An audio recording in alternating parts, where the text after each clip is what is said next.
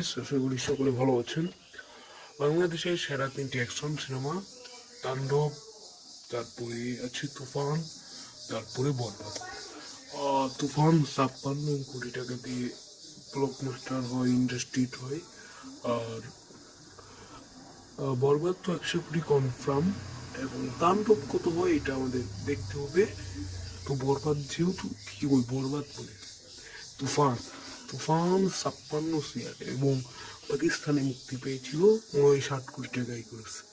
তো এটা বিষয়ই একটা কথা বলার যে মেগাস্টার শাকিব খানের এত বড় মুভি হতেই পারে। মেগাস্টার নতুন ভাবে কামব্যাক করছেন তাণ্ডব দিয়ে।